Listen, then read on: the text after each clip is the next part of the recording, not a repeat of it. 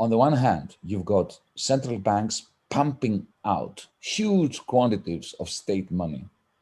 They give it to the private banks that are all bankrupt after 2008. The private banks, like zombies, survive on the basis of this money that is coming to them from the central bank. They lend it on to corporations. Financial capital is doing magnificently well. You have huge rates of capital accumulation, wealth accumulation. Mr. Bezos is making billions more wealth every day, not because of profits. Amazon is not that profitable. Look at Tesla, no profits. And yet Elon Musk is getting richer and richer and richer and richer. Why? This is all central bank money that is being diverted through the commercial banks into the corporations. 90% of the companies in the New York Stock Exchange belong to three companies: BlackRock, State Street, and Vanguard. Three companies own 90% of all companies. They own the same airlines. This is not a competitive capitalist market. Can global capitalism survive? I would say it hasn't survived. It's already, global capitalism is already a thing of the past. We already live in post-capitalist times, which I describe as techno-feudalism.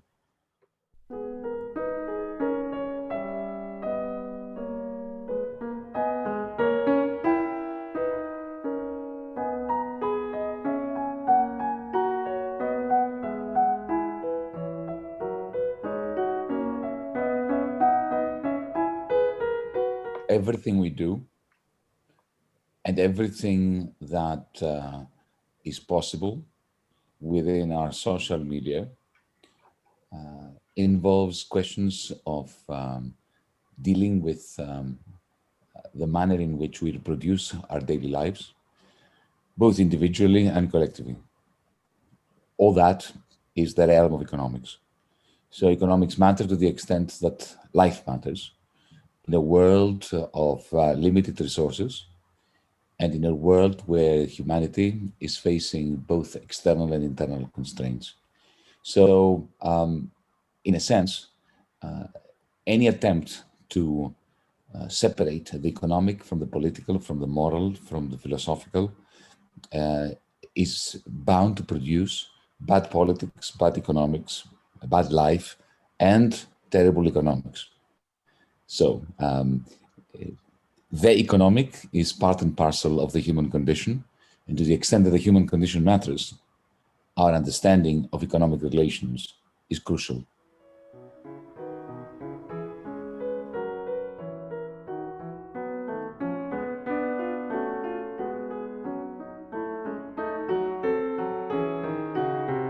Economic science is, to begin with, not a science, in the same way that mathematics is not a science and philosophy is not a science. In my understanding, maybe it's an Anglo-Saxon understanding, but nevertheless, economics is not a science like physics is, like biology, in the sense that we do not produce verifiable or falsifiable theories, but we do produce logical systems that help sharpen our thinking regarding the economic circumstances that we face. The problems that economics faces, which in a sense transcends schools of thought.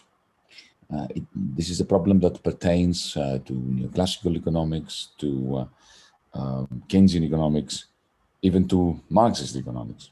The problem we face is this. The moment we try to emulate the natural sciences, the hard sciences, mathematics, by turning the world out there into a mathematical model of economic variables, the problem we face is that in order to solve this mathematical model, because without a solution, you can frame economic dynamics beautifully, mathematically, but without the solution, you cannot answer any questions using that model. In the same way that in mathematics, if you have a system of n equations in many more unknowns, it's a beautiful system, but it's irrelevant because you can't solve for it. to solve the system of equations that is our mathematical economic model, we have to make assumptions that move us away from really existing capitalism. So we face a huge trade-off. Either we solve the system and then we have something definite to say, but what we say is irrelevant to really existing capitalism, or we don't solve the system, in which case we don't have much to say about even our own model. That is a conundrum. That is almost a classical tragedy that economists face. Economists have a tendency to solve the model because you cannot pursue a career without actually publishing something that has some tangible hypothesis, that has certain theorems, which you can then try to ascertain whether those theorems are supported or falsified by the data, by empirical means. So careers are made on the basis of forcing solutions upon models by means of usually of hidden assumptions, which ensure that your theories are going to be absolutely relevant to really existing capitalism. So the more successful we are theoretically, the less relevant we are to the economic world that we live in.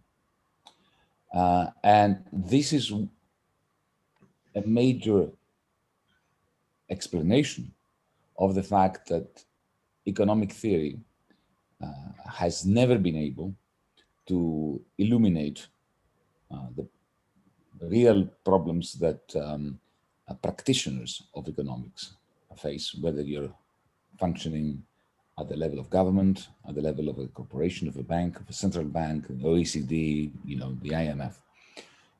In the end, policy is driven by politics, by vested interests, by the profit margins of corporations. And then at the end of the day, you can come up with any justification using the mathematical models and the economic models.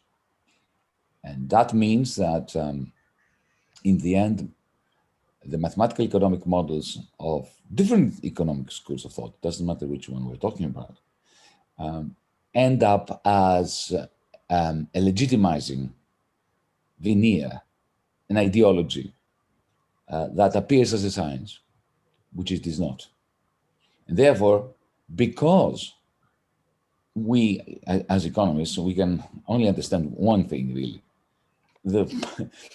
how lucrative monopoly is, by creating these wonderful mathematical economic models that are exceptionally complicated and aesthetically very pleasing, whether we're talking about, dynamic general equilibrium models or game theory or, microeconomics and so on.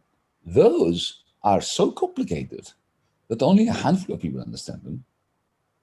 People out there who do not understand them think that it must be that, those who do understand them are the experts. Those who understand them are experts in understanding those models, but they have no clue of how the economy works. So you have a feedback effect between economics as a legitimizing ideology, a little bit like, theology in the Middle Ages. Extremely complicated, aesthetically pleasing, very interesting discussions between theologians. You couldn't have an opinion about matters of state in the Middle Ages if you didn't know your Bible upside down, if you couldn't have very complicated conversations about the filioque and various other dogmatic discussions between the Catholics and the Orthodox and so on and so forth. But of course, this was all a veneer for the fact that a certain power grid was replicating itself using very interesting logical arguments and pseudoscientific constructs in order to legitimize the exclusion of the many from the decisions that affected them and the reproduction of systems of power.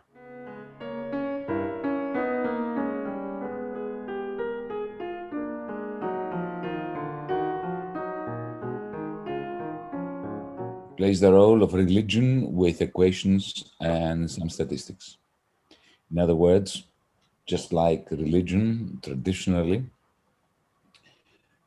played the role of legitimizing existing power, the power of the emperor, the power of the feudal lord, and at the same time was utilized by usurpers and rebels in order to oppose the oligarchs, the feudal lords' rule through some kind of heretical schism. That is the role that economic theory plays. The fact that it uses mathematics gives it the appearance of a scientific, non-religious, objective role that increases its religious power. And especially when you combine that with statistics, the power of this religion is turbocharged, because there is nothing as powerful as the misuse of statistics. And when I say about misuse, I'm not talking about so much, an intentional attempt to defraud people. No, it's far worse than that. Most of the economists using empirical data out there are doing their best to come to the truth. But, and this is something that I had an experience of as a young econometrician statistician.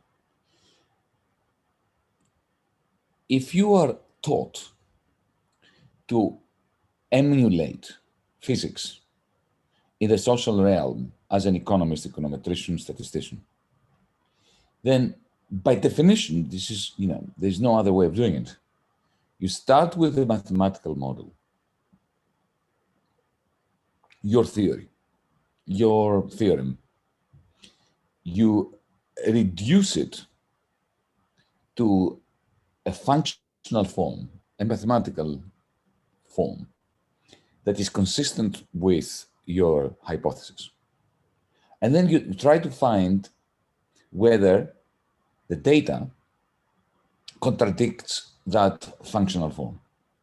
And if it doesn't, you say, see, my model, my theoretical hypothesis has been confirmed to the extent that it has not been falsified by the data.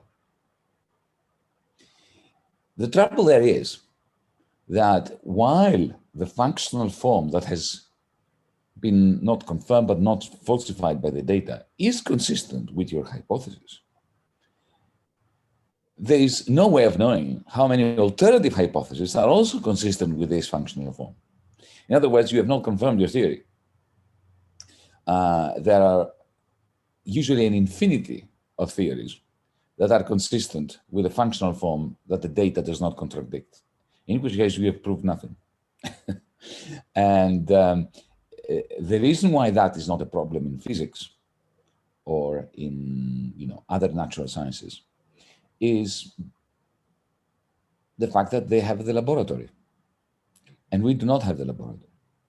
I mean, we do have economic labs, and I've spent 10 years of my life doing economic experiments, but we cannot do an economic experiment regarding the euro crisis.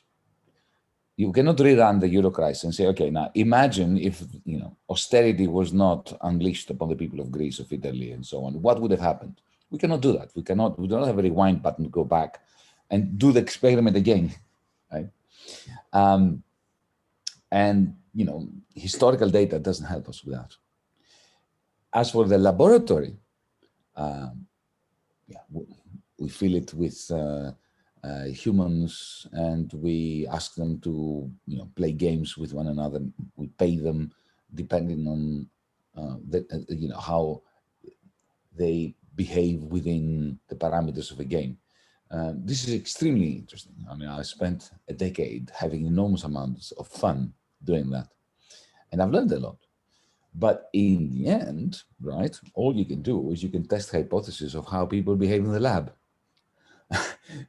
which does not necessarily throw light on what's going on out there. So this is the reason why it is impossible even if you try to use economic methods, both theoretical and empirical, in a manner that approaches any degree of objectivity.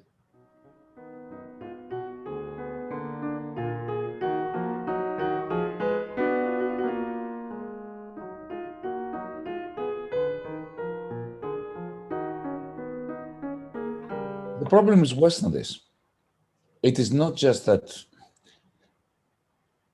economics knows how to deal with the question of efficiency, but in the real world, it doesn't know how to deal with the world of externalities and climate change and so on and so forth.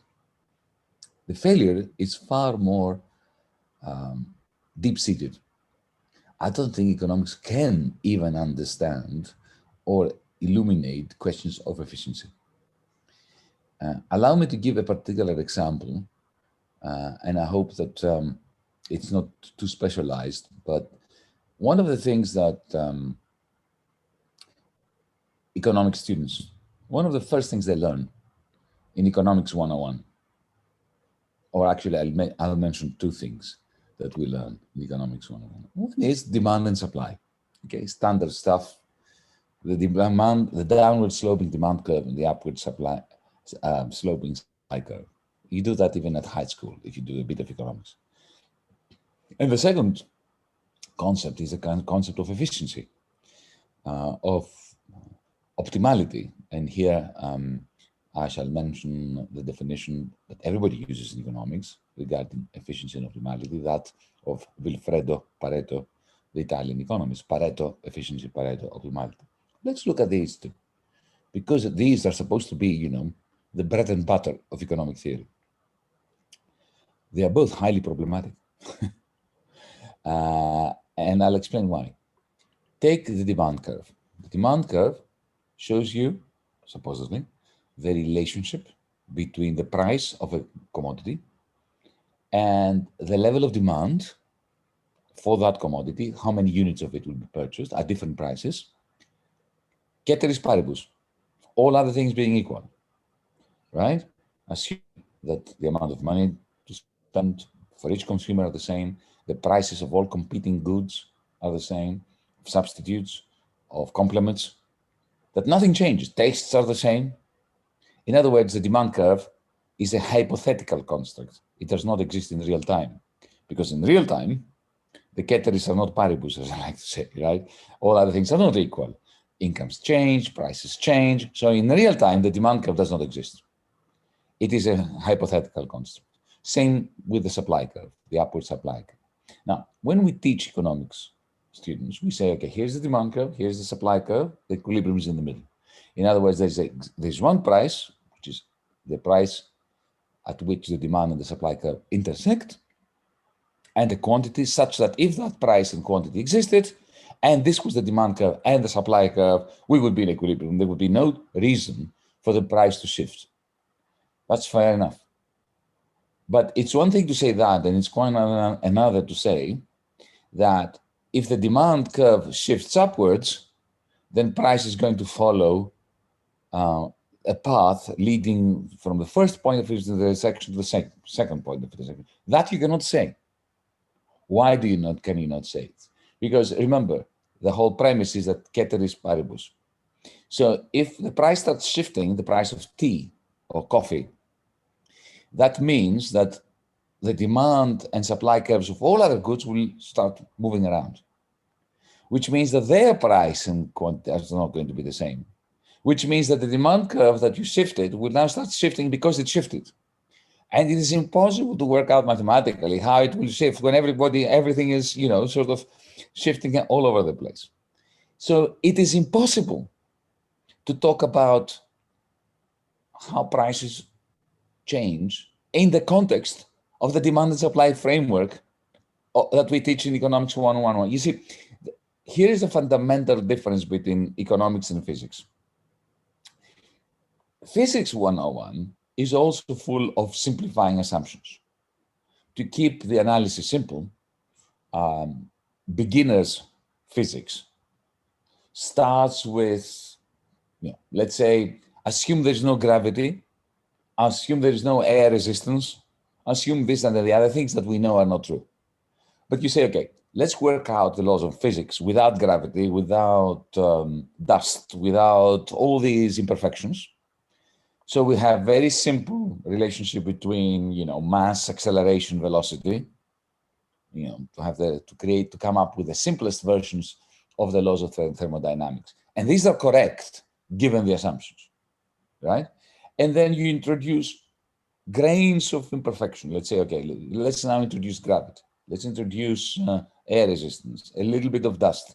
So the mathematical formulae become a bit more complicated, right? But the relationship between the amount of imperfection, complication that we introduce, and the complexity of the theory is analogous. Whereas in the demand and supply framework that I just described, you just add one speck of realism, time. You just add time, and the whole thing blows up. There is no analogy. It's not analogous. The imperfection that you introduce, or the complication you introduce, and the complication that you get in the model just blows up. It's no longer relevant. The moment in a demand and supply framework, introduce time. So that's why all of microeconomics, and that's something that most economists do not know, even after they finished university, is that all the microeconomics they've learned, the equilibrium models, rely on the assumption that there's no time. The moment you introduce time, it all disappears. So imagine if you had a physics that only applied as long as there's no gravity anywhere. It would be completely useless physics. So it's not that, economics understands prices and quantities, demand and supply and so on, but then it has problems with things like climate change because of the complications introduced by externalities. Even if there were no externalities, the model is absolutely unrealistic. And any attempt to make it more realistic by adding things like time in it, or actually space, distance, the whole thing collapses, because the moment you introduce distance, you introduce monopoly or a degree of monopoly power, the whole thing collapses. Efficiency, okay? Let's take the concept that I mentioned before of Pareto optimality or Pareto efficiency. Okay, how is it defined?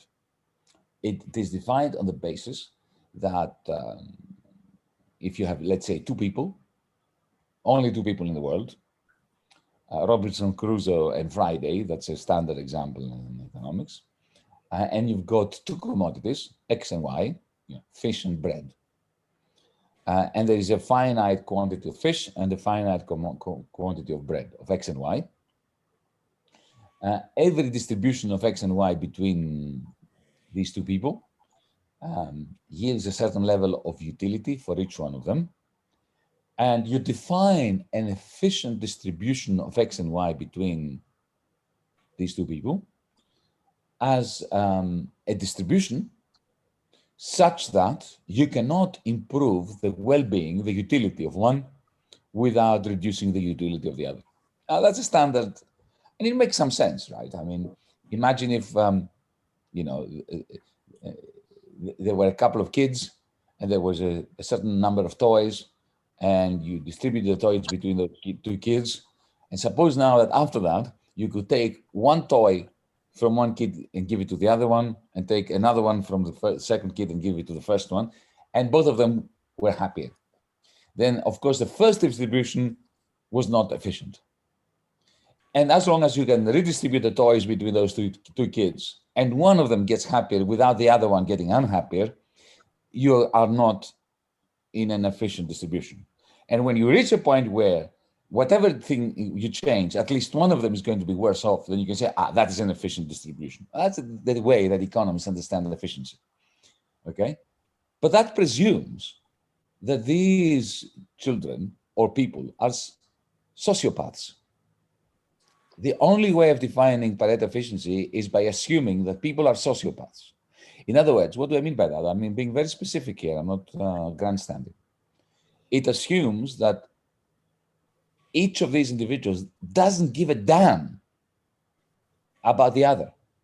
They only care about how many toys they have, how much fish they have, how much bread they have themselves. So Sympathy is not allowed.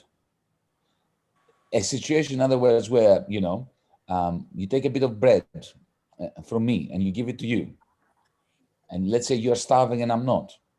And suddenly I feel, oh, okay, that's nice because, poor Fabio, he was starving and now he's starving less. That's not allowed. And I'll tell you why it's not allowed. Envy is not allowed. You have all the toys and I have very little toys, very few toys. And somebody takes a toy away from me and gives it to you. I didn't care very much about the toy, but you do, you like that one. And I think, hang on a second, he's already much happier than I am, right? And they're giving him even more happiness and they're not giving me any more. Now, that's not allowed either. Why is this not allowed? Because if envy and sympathy are allowed, the whole construct, the mathematical model of efficiency, of Pareto efficiency, collapses. Because the only way of working out what is efficient and what is not is to assume that what you have does not have any impact on my utility, either negative, envy, or positive, sympathy. Because if it does, then it is impossible to define a priori which distribution is efficient and which one is not. Now, a world in which time is not allowed, space is not allowed, and everybody is a sociopath, and that must be the case, otherwise our basic economic analysis does not hold, right? It's a world which is interesting, but absolutely irrelevant to the world we live in, human beings inhabit. So it's not, I am contesting the premise of the question, which is that economics is useful when it comes to practical things like efficiency, like optimality, like working out the relationship between the price and quantity of commodities.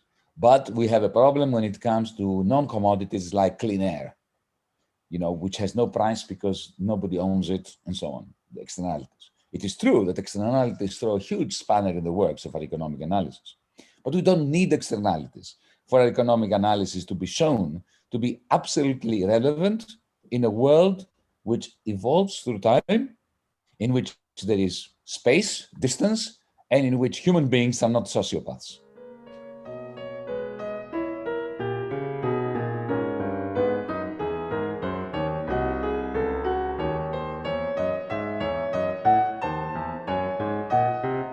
Absolutely, we should. But let me go a bit further back in history. The economic problem has always been the central problem of humanity. Take, for instance, Homer's Iliad. In its pages, you'll find a lot of economics, because most of the Iliad is about a war that actually doesn't take place, that's stalled. For most of the Iliad, there is no war. The Greeks are fighting with one another over the distribution of goods looted from the Trojans. And most of the time, what they do is they spend cultivating the land in order to eat. So in other words, they have an economic problem, and they have economic solutions, and they have management problems. It's all economics in the end. Even in the Latin tradition with Ovid, you'll find that the way in which Achilles' arms are distributed between his heirs, this it's a distribution problem. It's an economic problem. It's central to the to the founding myths and poems of the classical tradition. However, they didn't need economists. Why? Because, up until the 18th century, all you needed in order to understand the economic problems of life were you needed to understand botany, you needed to understand farming, agriculture, to see why was the Roman Empire, for instance, constrained when it came to the production of wheat in Egypt and so on and so forth. You need to understand military matters, because let's go to another example. to understand the rise and fall of the Spanish Empire, you had to understand the manner in which the conquistadores went over to Latin America and looted the gold and brought it to Spain, and that what effect that had on the price of gold and so on and so forth. You didn't need economic models for that. You needed to be a good historian, political scientist. You had to understand military history. You had to understand, Machiavelli could do it very, very well through his very smart analysis of political power. Economics was absolutely useless, right? The age of economics is the age of capitalism. Because with capitalism, for the first time, you have the commodification of land and labor. For the first time, you have the decoupling of the political sphere from the economic sphere. That had never happened before. Before capitalism, if you were the lord, you were rich. And if you were rich, it must be because you were the lord. There was no way you could be rich without being a member of the aristocracy. If you wanted land, you conquered it if you didn't inherit it. There was no way of buying land and speculating on it, right? Because land was not commodified.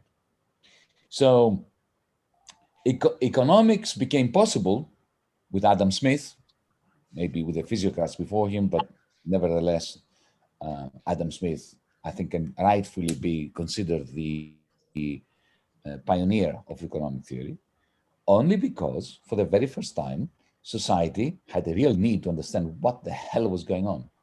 How could it be that a dirty, lowly, socially lowly merchant could suddenly have more power than an aristocrat? How was it that decisions were being made that changed people's lives that did not pass through the high echelons of political power, because suddenly economic power became decoupled from political power. And that's where economics emerged. But economics had two stages.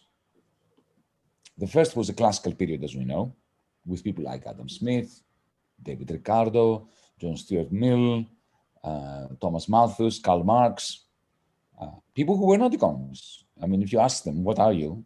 The last thing they would say was economist, right? Adam Smith was a philosopher. Karl Marx was a revolutionary. John Stuart Mill was a politician. David Ricardo was a financier and a landlord. He would never answer to your question, he would never fill in a form which says occupation economist, never, right? So that was the interesting classical period when there was simply a hunger to understand this new world in which economic power was divorced from political power or separated from political power. But then there's a second era of economics, which is what your question pertains to. That's the era of professional economists, of people who would declare themselves to be economists, of people who got positions in universities as economists, and from the moment that economics became embedded in the academy as a separate science, as a separate discipline, I would say, with its own rituals and journals and ways of accrediting those who had the right to speak for economists. For that to take place, you had to move into this neoclassical tradition of economics, which was a kind of emulation of physics. So unlike Smith and Ricardo and John Stuart Mill and so on, who were discursively attacking the big economic issues, and very successfully as well, you have the academic economist who has a project as an economist, not as an intellectual who wants to understand capitalism. And the project is to impress the authorities in the university that they deserve a chair in the university. It's not the same thing, trying to explain capitalism, trying to get a chair for yourself. It's not the same thing. To get a chair, to create a department, to convince the University of Cambridge, of Pisa, of Stockholm, whatever, Uppsala, that okay, we deserve to have a chair in economics. And a new discipline, a new department of economics. The way they did it, and it was quite natural, because at the time, the archetypal science was physics, was to emulate physics. So how did they do it? They said, okay, how does physics work? Take Newton, for instance, Newtonian physics. Newton begins with an axiom, an assumption, which could be right, wrong or could be right. That's why it's an axiom. And the axiom was that, for instance, energy does not disappear. It simply changes form, right? The conservation of energy principle. So this could be wrong, but he said, okay, imagine that this is right. Now, what kind of relationship should I expect between force, mass, and acceleration? So he says, okay, acceleration equals force divided by mass. This must be the case if energy is conserved. Then he goes to the laboratory. He tries this out. He says, "No, look, it works." So axiom, mathematical theorem, empirical evidence. That is the structure of science in physics, right? So economists, professional economists, unlike the classical economists, try to emulate them. And this is why we call them neoclassical economists or post-classical economists. So they had to come up with an alternative to Newton's principle of energy conservation. So it had to be something that applies everywhere. The beauty about the energy conservation principle is that it applies in Italy, in Greece, on Mars, and in another galaxy.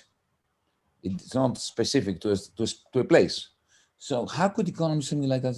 So some of them thought, they borrowed a philosophical idea from Jeremy Bentham, and they said, okay, the principle of utility maximization. Everybody on planet Earth, every human being, has a utility function that they try to maximize. Everybody's utility function is different, but the principle of maximum utility, which then has as a mathematical manifestation, said marginal utility equals to marginal disutility or marginal cost, first order derivative equalization. This is the equivalent of, the mathematical relationship that Newton came up with between force, mass, and acceleration. And then you say, okay, how can we ascertain whether this is true or not? You work out that utility maximization means that if the price of bread goes down, you buy more bread. And you say, see, it works. So suddenly, from Adam Smith and Ricardo and the classical economists, were trying to answer big questions about, what makes nations wealthy or poor. Why are there economic declines? David Ricardo. Why is there a business cycle? Karl Marx, who looked at the economy as an organic thing, with profits and wages and rents and capital accumulation and so on, all organically connected. You move to the professional economists, the neoclassical economists from the 1840s, 1850s, 1860s onwards, who suddenly, in a bid to emulate physics, start talking about demand curves and the relationship between the price of wheat and the quantity of wheat. But everything else is ceteris paribus, right? And suddenly, for the reasons I have outlined in answering previous questions of yours, suddenly they create a mathematical model which is fantastically beautiful, aesthetically pleasing, and utterly relevant to existing capitalism or to any possible capitalism. And these people, at some point, this tribe, or priesthood, actually, it is a priesthood, because then they have rituals about who is going to be the Pope, who's going to be the bishop, who's going to be the cardinal. And, we create journals that everybody is dying to publish in, because this is how you become a cardinal. So this whole shenanigan starts, this whole self-referential process of creating mathematical models which are successful to the extent that they misunderstand capitalism. So this is not a failure to understand capitalism. It's designed, baked into our economics, not to understand capitalism, right? And then the more mathematically powerful those models become, and this is I think, if you want, this is something I spent a lot of time writing about before I became a politician. Here's the tragedy of economics. You have a process within the profession, the priesthood, for establishing a career. As a young man or woman, PhD, you need to close your model.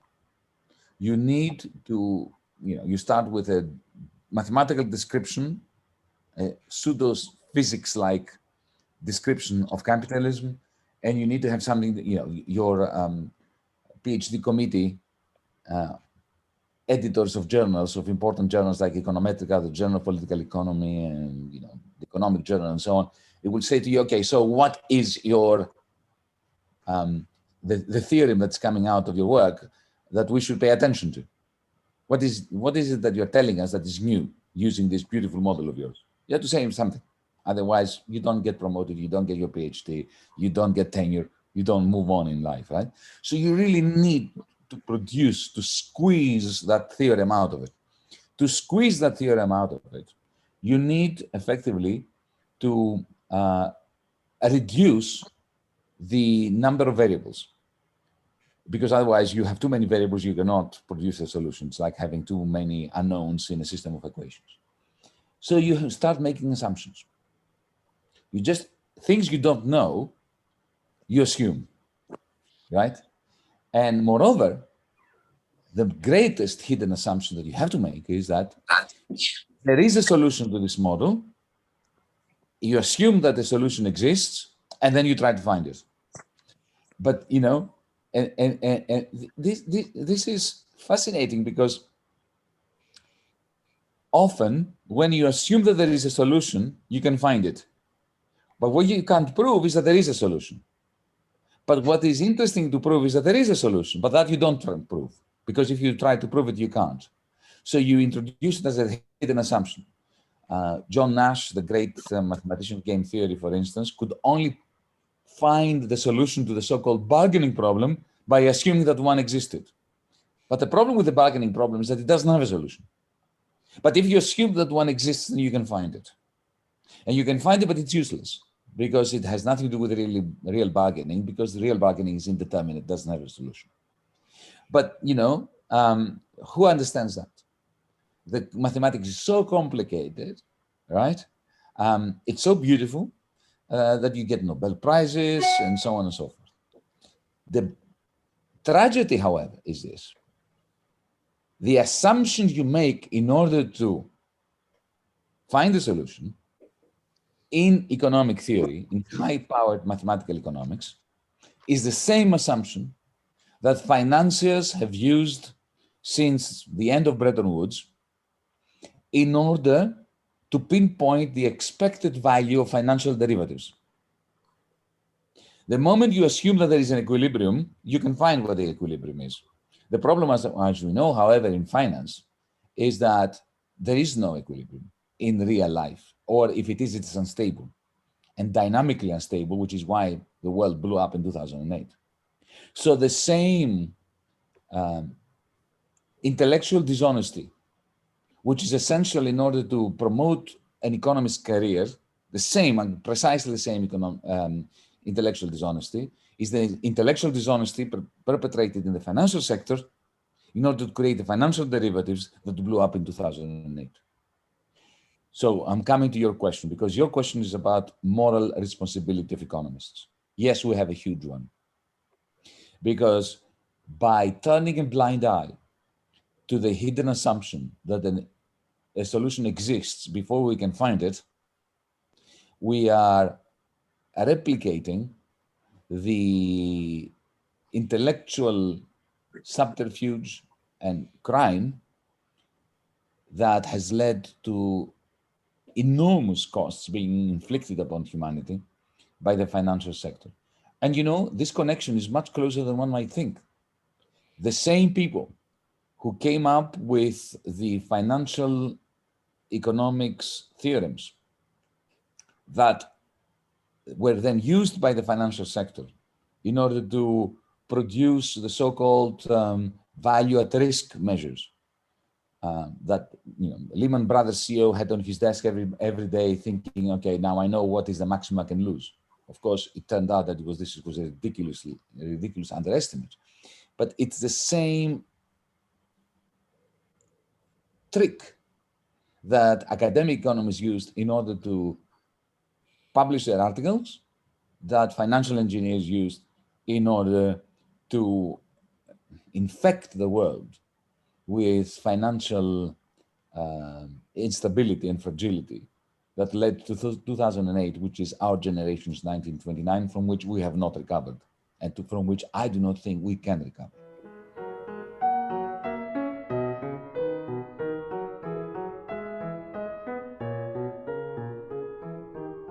Well, to begin with, economics succeeds only by not explaining capitalism. Here, the radical point that I'm making is that it is one thing to fail. It's quite another to succeed in your own discipline by ensuring that your own discipline is irrelevant vis-a-vis its subject matter, which is capitalism. It's a very radical claim, and I know that, and it's one that really annoys most of my colleagues in the economics profession. In medicine, for instance, we know that for many, many years, centuries, doctors were doing more harm than good. But that was not because that's what they wanted. It's not because they benefited professionally by killing more patients than they cured. It was a learning process. At some point, when was it, 1900, 1910, doctors started curing more people than they killed. And they became useful through accumulated, knowledge. In economics, this is impossible because as long as economics or economists are in the business of creating quantitative models, which are meant as abstractions of capitalism, such that once you have them, you convince yourself that you've understood the architecture of capitalism. As long as that's what economics do, economics would only succeed in building these models if these models are dangerously irrelevant to capitalism. So effectively, they make themselves blind and deaf to capitalism in order to complete their models as models of capitalism. That's my radical denunciation of economics. Now, I love economics because, it's like the Copernican system, right? The Ptolemaic system. The Ptolemaic system, it was a beautiful system. It was wrong, but it was still beautiful. I'm perfectly capable of understanding the aesthetic value of a general equilibrium theory, right? But if you really want to understand capitalism, you have to set general equilibrium models aside in the same way that the Ptolemaic system needs to be ignored if you're going to understand the cosmos. So your question was, how do I understand capitalism? Yep. Well, capitalism, for me, is defined by two markets. The market for labor, right? And the market for finance, for credit. It is the only economic system in history where the process of work was regulated through a very weird market, the labor market. The reason why the labor market is weird is because it's the only market in which the buyer doesn't care at all about what he's buying. So, an employer buys time. They buy 40 hours a week of your time, let's say, 8 hours a day for 5 days, whatever, however many hours is specified by law, right? So they buy that time of yours, but they don't care about that time. What they care about is your work, is the amount of value you input into commodities, goods and services, right? But that they cannot buy. That is, a human creativity process which can never be contracted. There's no way you can write down in a contract, okay, that which comprises the creative power of labor. So the employer buys labor time, hoping to extract creative labor, productive labor during that time.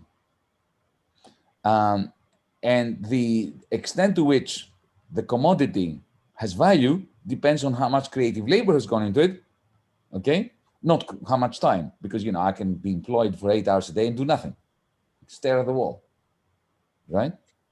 So unlike every other commodity whose buying and selling is fully specified by contract, okay? You can say, so many iPhones. I'm going to buy 1,000 iPhones for you for this price. That's a quantity. The moment you sign that contract, the exchange is finished and it's no longer economically interesting. You know what there is to know. So much money, so many iPhones. End of story. Okay? And there is no reason to have a human relationship between the buyer and the seller. I mean, they may have a human relationship. You go to a marketplace, you say, okay, how much for the potatoes? 3 euros. Okay. You don't need to have a human relationship beyond that. You can have it. You can have a discussion about the weather or football or politics, right? But it is irrelevant to the economic transaction. Whereas in the labor market, the moment you sign the contract, that's when the fun begins. Because then, once you say, okay, I will be going to be working for you for 40 hours a week, right? That's when, you enter the business, the factory, the shop, the architectural design studio, whatever, as an employee. And that's when the economically interesting part of the relation begins. But that is not a market anymore. You exit the market to get into that. So this is a very weird market. It is a market where what is being sold is not what is being bought. And therefore you have this twin nature of labor. Now that is unique to capitalism. It was not the case under feudalism, right? In feudalism, you were a peasant. You worked the land at the end of the day or the season. The Lord came around and collected, 60% of the produce. End of story. There was no market. You were not selling anything. You were not buying anything. Okay. The relationship between the Lord and the peasant was a political relationship, a military relationship, right? They would leave you enough so that you do not rebel and cut their heads off. But this is not something that economics has anything, or markets have anything to do with. So the labor market. Now, there's a second market, which is equally weird, because the moment this surplus value, the difference between the creative labor and the value of the creative labor and the value of the labor time, this difference is surplus value from which profits, rents, interest emerges.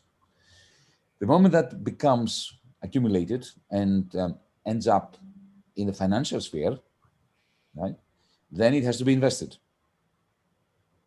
And usually those who own it do not invest it themselves. They give it to a financial investor to invest for them, a banker, an agent, a broker. And that's when the financial investor will have to write a contract, which is again weird, because there's no way of specifying in advance how much money the investor will make on behalf of the owner of that surplus value.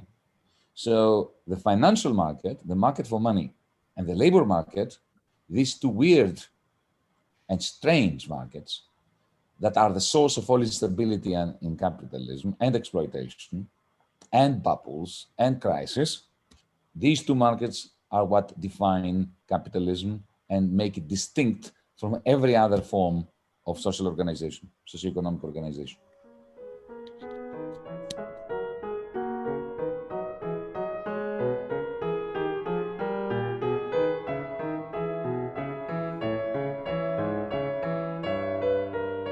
Over the last few years, I have put forward a proposal, a hypothesis, which has upset various people, because I've already answered this question by saying that we don't live in capitalist times anymore. That it's not a question whether capitalism can survive, because capitalism has evolved out of itself into something distinctly different. When I was a young man, the discussion between supporters of capitalism and socialists, opponents of capitalism, was based on the difference between, the primacy of the private sector, the free market, and the state sector, state planning, government. The supporters of capitalism, of free markets, were arguing that the market, including the labor market and the financial market, is a decentralized decision-making process, which works to the extent that it is separate from government. Government only provides the rule of law so that people don't steal from each other, and enforces contracts between privateers. And it is through this decentralized decision-making where greed turns into public goods. This is, if you want, also the Smithian Adam Smith point that when everybody is maximizing their own profit or utility without anyone care about the common good is served most optimally. So that was the pro-capitalism argument. And the anti-capitalist argument, the socialist argument, was that the market generates, yes, enormous amounts of goods, unleashes productive forces, but at the same time unleashes huge crises and destroys life prospects for whole generations. And in the end, it is inefficient because some of those slumps you cannot get out of, and therefore you need either a kind of Keynesian state intervention or a central planning of sorts, like that of the Soviet Union, or indeed of places like Japan, which are to a very large extent, or those economists, even though there was private ownership, there was a lot of central planning with Keiretsus and so on. So this was an interesting debate during which I cut my theoretical and empirical teeth. But then we had the crisis of 2008, the collapse of 2008. And after the collapse of 2008, this discussion is no longer relevant. Why? Because we no longer have the distinction between the private and the public, between the state sector and the private sector. Since 2008, capitalism has been kept, or what we call capitalism, has been kept alive by central banks. On the one hand, you've got central banks pumping out huge quantities of state money. They give it to the private banks that are all bankrupt after 2008. The private banks, like zombies, survive on the basis of this money that is coming to them from the central bank. They lend it on to corporations. The corporations do not invest in it, in themselves, because they fear that the little people out there don't have enough money. The aggregate demand is too low to buy what these corporations can produce. This is why you have the absurd phenomenon of corporate savings. You have Apple with more than $200 billion of savings. I mean, why do corporations need to have savings? When I was a student, we were being taught that in capitalism, households save and corporations borrow to invest. When Apple and Volkswagen are saving, you realize that this is not capitalism as we knew it, right? So Volkswagen gets a lot of money from Deutsche Bank, which gets it from the European Central Bank. Similarly, in North America, with Apple and so on, they keep getting money from the Federal Reserve, even though they have savings. And what do they do with this money? They go to the New York Stock Exchange or to the Frankfurt Stock Exchange, and they buy their own shares. So you have this complete decoupling between financial capital and commercial capital. Financial capital is doing magnificently well. You have huge rates of capital accumulation, wealth accumulation. Mr. Bezos is making billions more wealth every day. Not because of profits. Amazon is not that profitable. Look at Tesla, no profits. And yet Elon Musk is getting richer and richer and richer and richer. Why? This is all central bank money that is being diverted through the commercial banks into the corporations. Now, and so that's one thing. It's all zombified by central bank money. And the other reason why it's not capitalism anymore is because you have a situation where competition has died through mergers and acquisitions. 90% of the companies in the New York Stock Exchange belong to three companies: BlackRock, State Street, and Vanguard. Three companies own 90% of all companies. They own the same airlines. This is not a competitive capitalist market. And you've got the high-tech sector producing all these wonderful technologies from Silicon Valley primarily, which allow for the Facebooks of the world, to move away from capitalism. I mean, the moment you enter Facebook, you're not in the market anymore. It's like imagine if you were going to walk down the main street or high street, and to realize that every shop belongs to one man. All the goods that are sold in these shops are controlled by one man. All the advertisements, everything you see is controlled by one man. The street on which you walk, the asphalt, the pavement, the air you breathe belongs to one man. Okay? That man can decide what you see and what you don't see.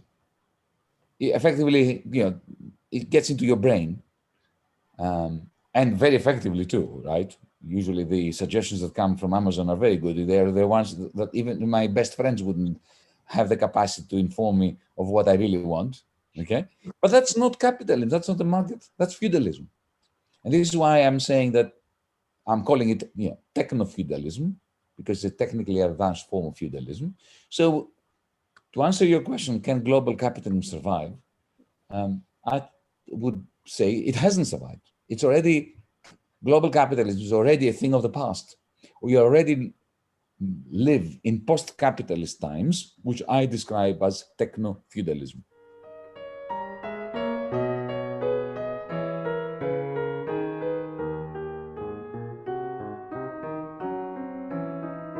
One of the books that marked me as a young person was Voltaire's Candide, and the character in Candide of Pangloss, who used to teach his protege that we live in the best of all possible worlds. Now, there's no doubt that the very, very few who control the fates of everyone out there would love us to believe that Pangloss is right. And that, yes, this world sucks, it has lots of problems, but it is the best of all possible worlds. Every ruling class wants us to believe that Pangloss was right. And if for a moment we lose our will to imagine an alternative present, an alternative set of circumstances, then we become slaves to whoever happens to be in power. And that's true today. It was true in the Roman Empire, in the Byzantine Empire, in any kind of regime. So is it possible to imagine a different system? This is a very interesting question, you see, because I spent all my life as a critic of capitalism, avoiding the question, because it's so hard. It's such a hard question. So no, I mean, I wouldn't avoid the question. I would say, yes, it is possible to imagine a different world. But then when someone like you said to me, okay, so how would that world work? Then I would evade, because it's too difficult to come up with an answer. Okay, so how should money work? What about land?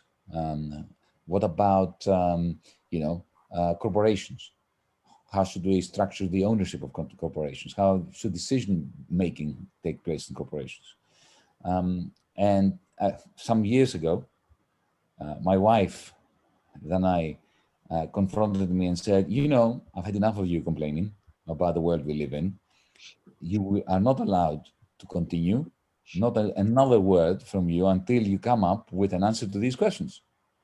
So this is why, and you will allow me to do some promotion here, this is why I published this last September, which is my novel in which I try to answer your question. How can I imagine an alternative now, another now? Just a question for you, a personal question. Do you think there is enough people that really wants democracy? Yes, I do think so. I do think so.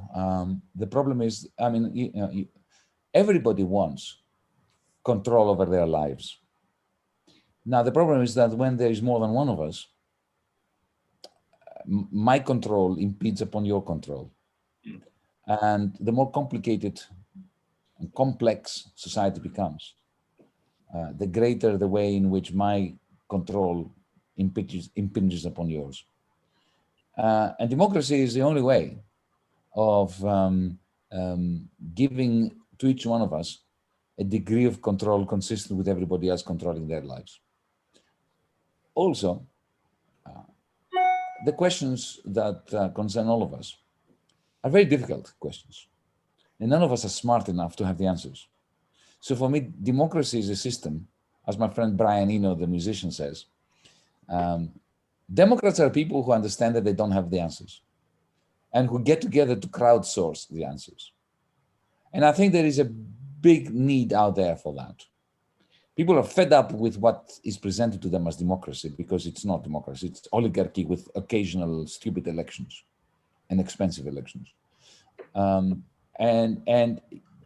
the tragedy is that very often this disappointment at the lack of democracy leads lots of people who want control of their lives to fall prey to fascism. Because fascists are very good at exploiting this disappointment and the hopelessness. And they say to them, like Mussolini did, like Salvini does, like Vox in Spain, here they are right wing, I'll make you proud again. I'll give you control of your country again. You know, let's just get rid of the foreigner, the Jew, the Arab, the Romanian, the German, the Italian, whatever, right? So, you know, fascism is the dark side of the need for democracy.